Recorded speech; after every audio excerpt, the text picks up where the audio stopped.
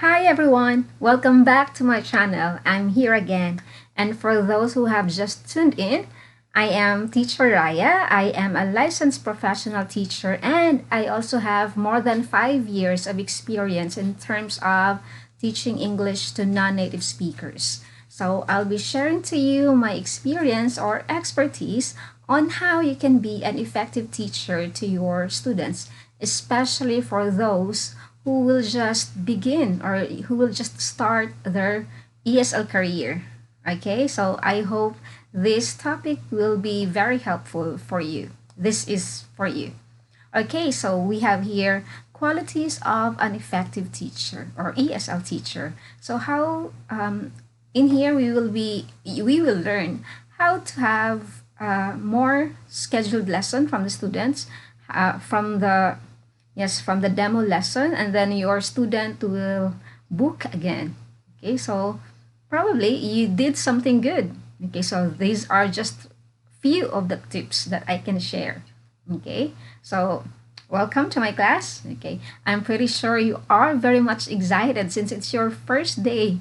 Okay, so congratulations, you did a great job in the interview. So that's why, yes, you hired okay in the job. And of course, first day is always what? Okay, the most nervous day. Okay, but you don't have to worry as long as you have these tips. Make sure that yeah you can do this. Okay, and your first day will be just as easy as ABC. Okay, so here, yes, tips on how to become an effective ESL teacher. So maybe you also have some ideas. Yes, why do my co-teachers have more students than me? They have more lessons booked. Okay, so how did they do that? Okay, well, probably these are some of their secrets. Okay, so I'll be sharing that to you. This is all based on my experience when I was in the ESL industry.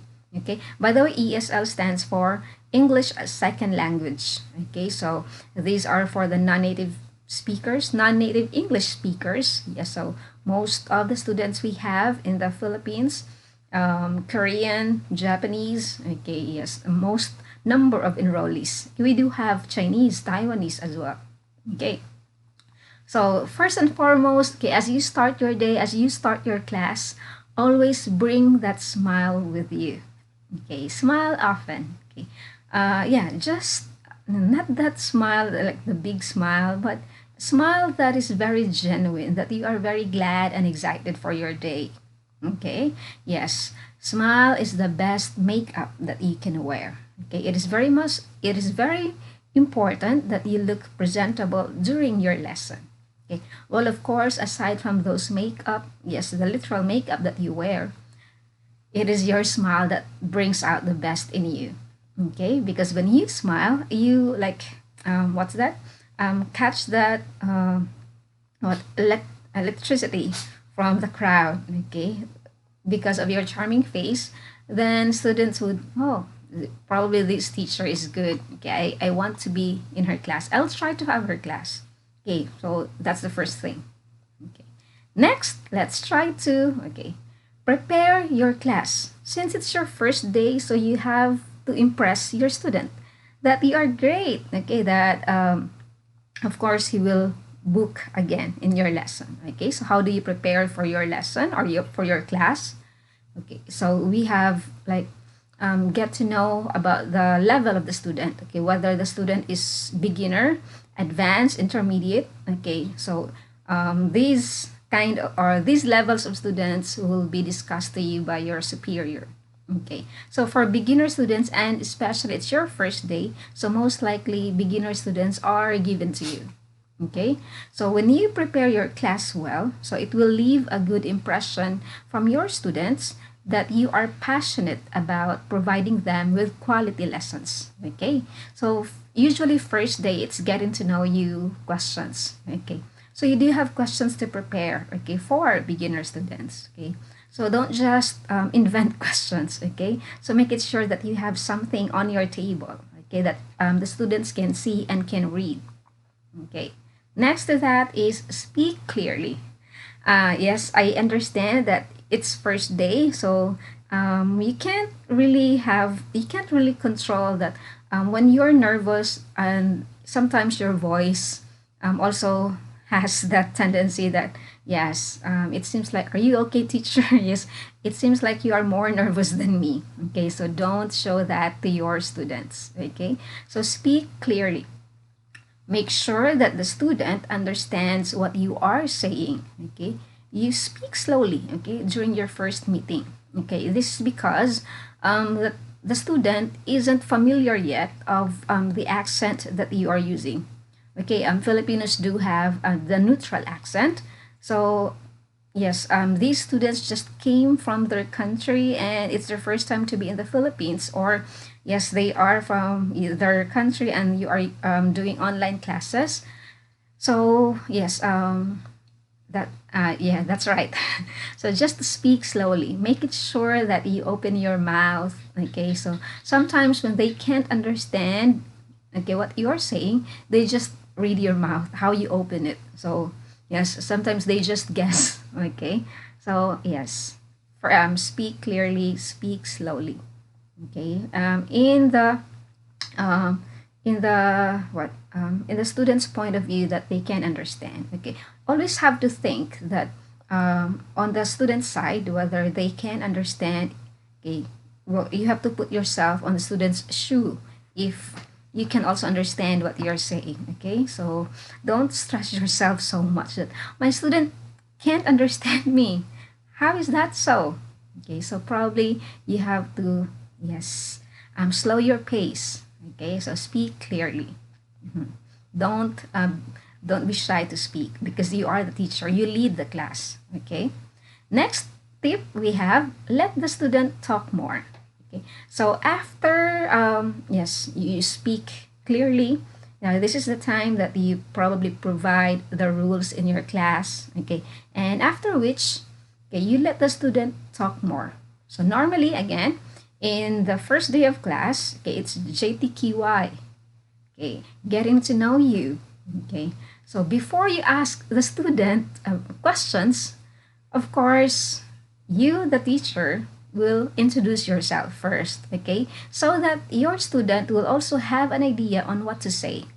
Okay, so as you introduce yourself, okay, you tell the student, okay, after I introduce myself, okay, you will also follow. Okay, so this is how I will introduce myself. So give the student guide questions that she or he can follow. Okay, so okay, so when you introduce yourself, you start with your name. I am, or my name is, I graduated. Okay, for you it's okay to mention your age. Okay, it's up to you. But for them, please do not oblige your student to tell tell you their age. Okay, they are very sensitive on that, especially for Japanese students. It's a big no-no. It might be the reason why the student will not book again in your class. Okay, yes, they are very sensitive in terms of their private information. Okay, so yeah, just if you feel that the student would not like to tell his or her age, then do not insist. Okay, just respect his or her privacy. Anyway, after the class, you can ask your superior because they do have the information there. Okay, but do not ask intentionally. Okay, maybe when, yes, as you gradually know each other. So if the student feels um, she feels very nice with you, then yes, maybe that's a time. Okay, but for the first day, getting to know you, do not, okay, insist on asking the student's age. Okay, so it's very confidential for them. Okay, so we have here example questions on how to let your students speak on the first day. Okay, especially for beginner students. So you can ask, okay, what's your name? Okay, what's your job? Okay, what's your job is a very simple or basic question. That's for beginner students. Beginner students, okay, sorry. Okay, that should, okay, I think I lack one letter N there. Okay, sorry for that. Beginner. Okay, it's typo error. Okay, that's double N here. Okay, sorry. Okay, or you can also ask, what do you do for a living? Okay, this is now, you can use this kind of question if you do have advanced level students or intermediate. Okay, so you can check, okay, he can understand this kind of question. So maybe he is really an advanced student. Okay, for beginner again, use simple or basic questions. Okay, because your aim is to let the student speak during your session. So most likely you have 25-minute class or a 50-minute class. So how are you going to use your time wisely? Okay, for 25 minutes, the student was able to, okay, speak more than you. Okay, that's your aim. Okay. And okay, very interesting. You can also ask, what's your favorite season? Okay, for sure, okay, Korea, Japan, okay. Singapore has just 2 seasons like us. Okay, so like in our, I mean, like in our country, we do have 2 seasons only. Okay, and in my class before, it's a good thing that you have a little wit.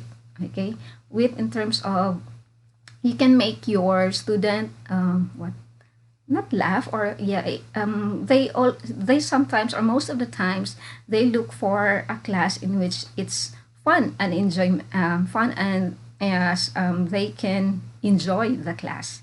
So what I do here, my favorite season, or in our country we only have 2 seasons. Okay, the hot season and the very hot season.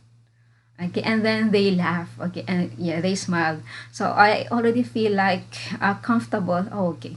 I think she likes my class, or yes, she feels comfortable now in my class. Okay, so yeah, you have to know how to make your student comfortable in your class. Okay, that's very important.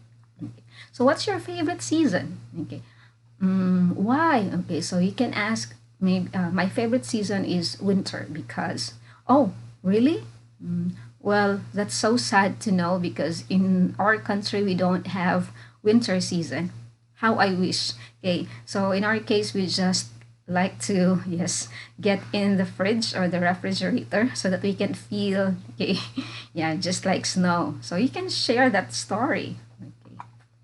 So let's have the last tip. Okay, we have here, be attentive. Okay, after you introducing yourself, telling of, yes, your personal experiences, then your students turn to speak. Okay, so give him or her the chance to speak. Okay, so the teacher pays attention when the student is talking and checks the student's sentence structure. So while the student is talking, so it's not the thing that you are also doing something else, okay, or texting. It's a big no-no that you are doing something else, okay. Though it's only online, you might think that the student cannot recognize or cannot notice you doing something else. Believe me, they do. I've done that a lot of times. Okay, and tendency is they will not book again in your class. Okay, because for them it seems like you are not interested in the class, and they always think that they are paying you and yeah, you are not doing your job well. Okay, so just pay attention when they are talking, and yes, you can recall probably some of the simple corrections. Do not exaggerate, okay, when you try to correct their sentences. Okay, do not overdo it. Okay, so maybe those very maybe important, or when they speak, most of the times they do have that mistake. So you try to correct, and then you write. Okay, you have your whiteboard, or you can type down. Okay, in your chat box, then you tell the student, okay, yes, you do have a good experience. Okay, how about using this sentence? Okay, so instead of you say this one. Okay, so you type the sentence and you let the student say the sentence again. Okay, so yes, teacher, yeah, that's good. Okay. Okay, so that the student would be very thankful to you. Okay, when you do that. Okay. So I think that would be all for my tips on how to be an effective ESL teacher. So 5. Okay, I hope, yes, you will have a great first day of your ESL class. Okay, so Enjoy the rest of your ESL class. I hope, yes, you will have more lessons or more students rather, okay, booking, yes, in your schedule. So that would be all. Thank you for watching and see you in my next videos. Please don't forget to like and subscribe. Thank you. Goodbye.